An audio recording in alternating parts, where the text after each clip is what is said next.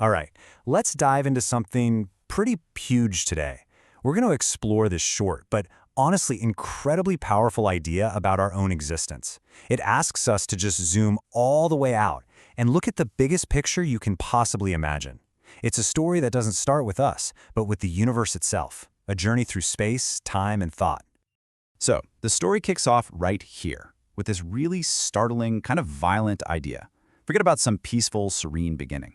The whole premise is that everything we see, everything we are, it was all forged in cosmic fire. I mean, think about it. Exploding stars, galaxies crashing into each other. Just the sheer, raw, destructive power that was needed to create the very stuff that makes up our world, and even our own bodies. In this view, we're basically the children of chaos. And then, out of all that cosmic wreckage, this almost impossible question just appears.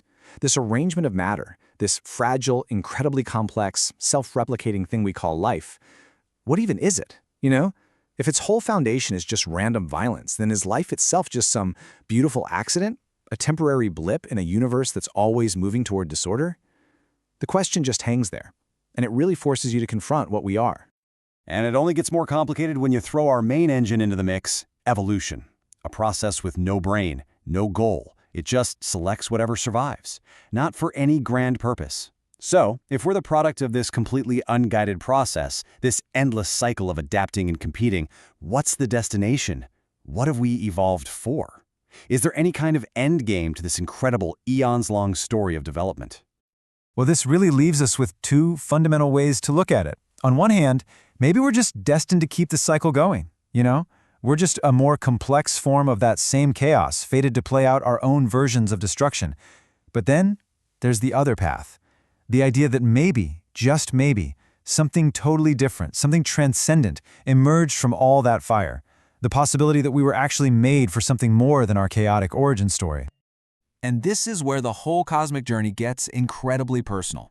After looking out at the stars, at the vastness of time, the focus suddenly turns right back inward, from the entire universe to the individual, to you. It suggests the answer isn't just written out there in the cosmos, waiting to be discovered like some scientific law. The critical point is, it's a conclusion that only you can come to.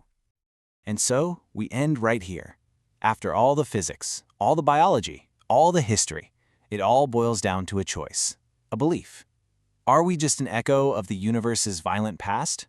Or are we the start of a future with real purpose? This meditation, it doesn't give you the answer. It only gives you the question, and it leaves the silence for you to fill. So, what do you believe?